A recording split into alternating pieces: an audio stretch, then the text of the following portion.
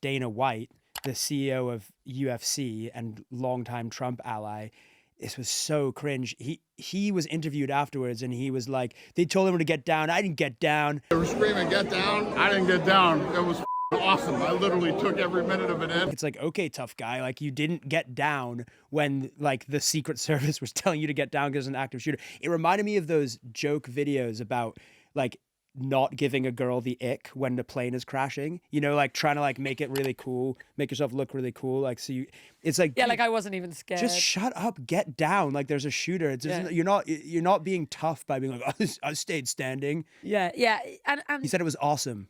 The White House Correspondents Dinner is always held at the Hinckley Hilton, the Washington Hilton, because it is an event about press freedom. It isn't something that's held in the White House. But right after this happened, a bunch of MAGA influencer accounts began posting in unison, don't anyone question the need for a ballroom now, right? So the timeline... And this is because Donald Trump has said he wants to build this ballroom. Yes. And it's like one of his sort of legacy projects. The interesting thing here is the speed and the unity of this right-wing message about the ballroom. And from MAGA influencers with reach. Exactly. And the timeline of this is interesting. The news of the shooting broke out at around 9 p.m. The shooter was in custody, announced to be in custody around 9:55 p.m. 10:30 p.m. Trump goes on C-SPAN and starts saying, like, we really need this ballroom. The military are demanding this ballroom. It's very secure, etc. Now, throughout that whole time period from 9 to 10:30 p.m., so many different right-wing accounts, popular right-wing influencers on Twitter and elsewhere were talking about the ballroom.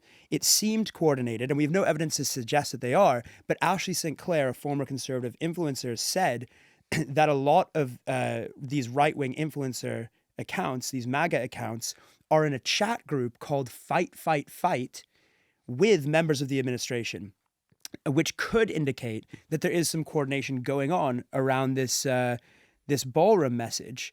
So last week, I told you guys that all of MAGA is paid and they coordinate their messaging in lockstep via group chats. And what do you know? All of these people came to the conclusion that after they saw what happened at the White House Correspondents Dinner, their first thought was all independently, Trump needs his ballroom. If we are to stipulate that these people are not coordinated, the statistical likelihood of this happening, that they all came to the same conclusion, not probable, okay? This is what's so hard, I often think about when we're investigating particularly kind of coordination or allegations of coordination on social media, because ultimately if you're one of the accounts that is in, say, an alleged group that exists, like you're not going to then be like, yeah, cool, yeah, we're in this group and we organise ourselves. So you're basically reliant on someone who's in that group deciding to share around a screen grab and it being verified and it getting in the right hands. And the irony here as well is that the whole point of this White House Correspondents' Dinner is that the president isn't hosting it, like the president is the guest. So ultimately the White House wouldn't be hosting it anyway. This is an event about press freedom. This is why they have it in the Washington Hilton, because you can't have the White House control it. And there's like 3,000 journalists there. The ballroom can only fit around 600 people. There are loads of reasons why these kinds of events, particularly attempted assassinations, because there have been several now in the time just before Donald Trump got elected this time around and now afterwards. But one of the reasons why they spawn so much conspiratorial content and disinformation is because of some of how Donald Trump reacts to this stuff. So like the fact that he so quickly comes out and says, right, let's talk about the ballroom. It's not dissimilar to, in a different way, but when he was shot at in Butler, Pennsylvania before the election, and he stood up and put his arm in the air and said, fight, fight, fight. And people almost can't believe that, like, his reaction to that kind of event, he's either so quick to kind of politically strategize and be like, right, what am I going to do? Or he manages to kind of make lemonade out of lemons type approach. And I think that a lot of people online will then seize on that as like, this is abnormal, this makes me think it's not real or it's staged because of how he's responding. When actually, if you look at Donald Trump as a politician and a president. This is what he does. This is what he does, yeah. It's like his whole MO. In fact, it would be more bizarre if he wasn't doing this kind of thing. This is not the first time that there have been accusations that Donald Trump's team, the administration, are coordinating with pro-MAGA social media accounts that have built really big followings. If you were in Donald Trump's administration or any political team nowadays, that would be a method that you'd consider, like messaging them saying, right, well, we want to put a message out there, or we want to create a certain vibe or whatever. The issue here is that there's not a level of transparency, right? A lot of them don't claim to be connected in any way to the administration or having conversations with the administration and claim to be completely independent. They also do have access to a suspiciously large scale of accounts. I mean, lots of the pro-Trump MAGA accounts have been shown to be based outside of the US. Lots of them are in Asia. And lots of them have been shown to be AI as well.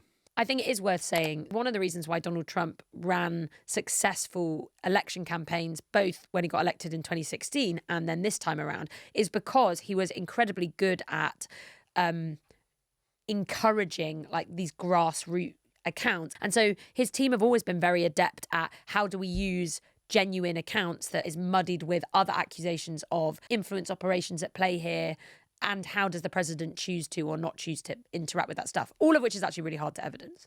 Although one of the first accounts to post about the ballroom was Mike Cernovich, who was very involved in Trump's first campaign in orchestrating all of the crazy right-wing online Twitter and social media accounts to come out in support of Trump. Let's just get a few things straight about what actually happened, because there has been all this conspiracy theory content. And, it's worth remembering that this shooting attempt occurred at an event which was full of journalists. 2,600 journalists. Including journalists from the organisation that we work for, so the BBC. So we know that it happened. We know that there was an attempted shooting. We know that there was a suspect. The suspect was apprehended. A lot of the content that is suggesting that the shooting attempt was staged in some way isn't actually alleging that it didn't happen at all, that it was somehow entirely fabricated, the suspect didn't exist. What they're suggesting is that the event was somehow staged or curated, that it did occur, but it was set which, up to be by, clear, there's also no evidence. Which there's no evidence of either, but no one's saying shots weren't fired. I think it's worth saying, we've just chatted loads about MAGA accounts posting loads about the assassination attempt, but there is a huge swell of left-wing anti-Donald Trump accounts that are convinced that this assassination attempt was staged, that the previous one, the one in Butler, Pennsylvania, then the one that happened at his golf course, that all of these are staged. And actually each time one of these events happens and the assassination is not successful, they use that as further evidence of their conspiracy, and they'll be like, right, here we go again. And what I have found... Have you heard the term blue anon? Yeah, blue anon. This is blue anon. It's like QAnon, but the Democrat. But the Democrat version, yeah. And a lot of these are accounts that were previously outraged at the idea that, that Donald Trump's team and supporters would say the election had been rigged, or any accusation that COVID was a hoax or stuff was staged. And yet they're using the exact same language to say, actually, this was staged and here's why. I mean, in this case, most of the really viral posts suggesting it was staged are basically saying his approval ratings aren't looking as good at the moment, so this is why it's happened. One account was Joyce Carol Oates, who's one of the biggest kind of left-wing accounts. She's been one of the main people calling into question the Butler assassination attempt against Donald Trump. Not this one, but it's, she's amplifying that hugely. And it's someone died at that event. This is something that really happened. It ended in a death. I've messaged quite a few of these anti-Donald Trump accounts that are sharing this kind of content. And most of them say to me, oh, well, because lots of the other big accounts that I follow and believe and agree with are suggesting this, I'm inclined to also have doubts about the authenticity of these assassination attempts without any evidence at all. And it doesn't help when there are comments made that then become a sort of hostage to fortune. So Caroline Leavitt, for example, the press secretary, she made these comments before she went into the dinner saying essentially Donald Trump's not going to go that easy on the journalists here. It's not going to be that, it could get hostile. Shots are going to be fired. I will tell you, this speech tonight will be classic Donald J. Trump. It'll be funny. It'll be entertaining. There will be some shots fired tonight in the room. So everyone should tune in. It's going to be really great. Then it's everyone's clipping up that clip and saying, oh my gosh, she knew. It's if she knew, why would she say it before going in? Exactly. And it's that also, let's be real, this is America. The chance of someone using the word shot or gun, it's very high in any speech. And also just this idea that everyone becomes all of a sudden a forensic medical expert every time one of these things happen on social media, and their little theories. Or they're analysing all the pictures. Yeah. It's the sort of sleuth disease again. It's the sleuth disease. It happened with Charlie Kirk.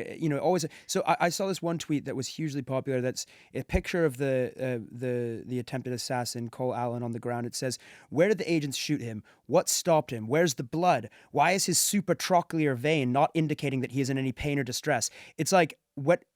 When I see a guy with like crypto entrepreneur in his Twitter bio and he's using the word supratrochlear vein, like I know we're in trouble. Red flag. Dude, you do not know anything about supratrochlear veins, okay? You know nothing about that. You're not a medical professional. I love how he'll now get in touch and be like, I'm actually a surgeon. Yeah, exactly. Yeah, potentially. If you are, I apologize. Please get in touch. But one of the most, I think, concerning side effects is people then like genuinely not knowing what to believe. And I've had quite a few DMs about this. So I had one from Martha McMahon who said, "Is this real? Thought it would be good to cover on top comment." And it's a TikTok of someone talking about the manifesto of the shooter who is alleged to have carried out the assassination attempt.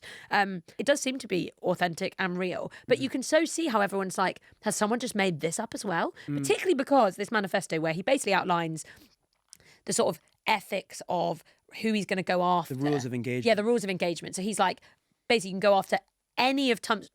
You can go after any of Trump's top team except Kash Patel. Why is that? Why did he? Well, it seems to be because Kash Patel looks like he's not that long for the administration. So you think that this shooter had like the wherewithal to be like, my rules of engagement, I can go for Trump and any of his cabinet except for Kash Patel because I predict that he will be fired soon. Well, I don't know why else. But that's the thing is stuff like that makes people think it's not real because they're like, really? That's really random. But people have also been used that. Yeah, use that to then say FBI yeah, staged it. Yeah. Now the other thing is, I'm getting a lot of his framing Kash Patel. No one's found the bullets that the Secret Service person was meant to have shot at this guy. But the absence of evidence is not proof that your conspiracy theory is true. The burden of proof is on the much harder to prove thing that there's this massive conspiracy that no one has leaked the details on in the entire Trump administration. The 2,600 journalists that were there didn't notice. And the other thing is, bullets often disappear in structures. Like sometimes they go into your body and don't leave. Lots of weird things happen. Yeah, there's been new evidence that's been released showing a selfie that the suspect took seemingly in the hotel room before they then went to do the shooting. What I think is really interesting is when you look at the Butler assassination attempt, one of the reasons why it spawned so many conspiracy theories is because there was a real deficit of information about the shooter who was killed, and then no one really quite still really understands why. What he was driven by, was he politically motivated? Whereas in this case, there seems to be a manifesto that outlines quite a clear political motivation from the suspect. Yeah. And even that's not enough. Yeah, exactly. Just on the Butler thing, that conspiracy has also been becoming popular amongst Trump's supporters now too, that the Butler assassination attempt was staged. So recently, Joe Kent, who's the U.S. National Counterterrorism Center director previously, resigned from his position over the Iran war. He was on Tucker Carlson's podcast. He claimed, without providing any evidence, that investigations into the Butler shooting had been shut down the day before they finished. Carlson questioned why Israel has had so much control over our government and claimed that one of the clues is the Butler shooting.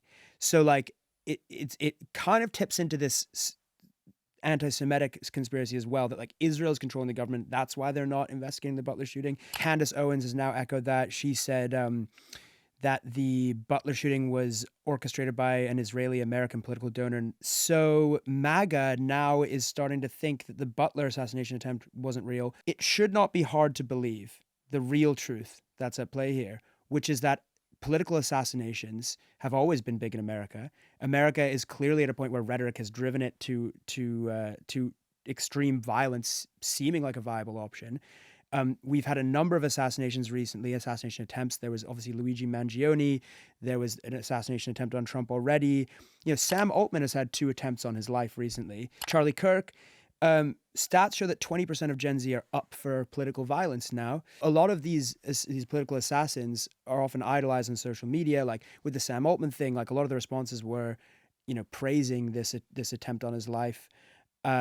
Lots of people were empathetic to obviously Luigi Mangione. It does seem like this suspect, according to the manifesto, really didn't like Donald Trump and his team and felt like he needed to take political action. But a lot of the people engaging in these kind of attacks, we think of the Charlie Kirk assassin and so on, seem to be sort of motivated by almost this like, I've spoken about it before, but like this ideology of engagement. Like they care more about the kind of reaction that they subsequently trigger in the online world. Think of like the trolling, like meme references on the bullet casings around Charlie Kirk, and like taking the selfie as well. It's like they know that the digital footprint that they will leave, and they actually curate it in such a way to kind of like troll. It's really interesting, and that's why often I think that it's almost like a generalized violent ideology with no real like political sort of basis, quite so much as perhaps people want to ascribe to it. Yeah, exactly, because Cole Allen seems relatively centrist. Thomas Crooks, who attempted to assassinate Trump in Butler, also seemed strangely kind of centrist in a way.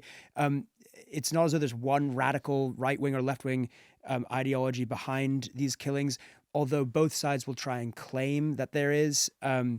But and then they'll use the clues to come up. They'll use the clues, and those clues are now being left behind by the killers. It's the Genzification of assassination attempts. So you've got the suspects or the shooters kind of leaving clues, taking pictures, knowing that their social media profiles and everything else will be poured over. And then you've also got like the Gen Z people who are in attendance at these shootings, I guess the survivors of the shooting. So if we think of what happened at the Correspondents' Dinner, you've got loads of established journalists in the room. You've also got members of the White House press pack who are like MAGA influencers, who that's one of the changes that Donald Trump made, right? Like allowing these people to come into the briefings, ask questions and so on. And quite a few of them were posting pictures and images. And there was one influencer in particular who shared this selfie, and it just felt like the sort of pinnacle of like... There was one tweet about the internet, wasn't it? It's like, she's just there in her dress, basically being like, the shooter is dead. The shooter wasn't dead, so it's not true. Like, thanks so much to the security services. Like it's like everything about it is tonally like completely inappropriate, but yet on social media it's kind of like entirely appropriate. Yeah, so this is like an influencer trying to look hot, it appears, in a selfie after there's been an assassination attempt. Yeah, pouting to the camera and saying shooter's dead. But also that selfie was taken before the shooting happened, and she had since left. So that's the other weird thing, is like that selfie wasn't even after this shooting. It was like something from before. She then did another post saying, "I accidentally shared fake news." She said, "Shooter was not dead. Breaking news is always the first draft of history." That's her justification. And this is the problem with letting influencers into the White House Correspondents' Dinner. And, now the White House is holding influencer briefings as well, is they aren't journalists. One thing I was quite intrigued by was watching like how people responded, because the nature of an event like the Correspondents' Dinner is like everyone's dressed up and they look amazing and they've got loads of pictures, and like you can tell that everyone before the event has taken all these lovely pictures that they plan to post. And then obviously this attempted shooting occurs, and then like my Instagram feed the next day, mainly because I follow lots of journalists, was loads of journalists kind of posting the nice pictures, but then with these like earnest captions. Yeah, they're putting themselves in the story. Like, tip.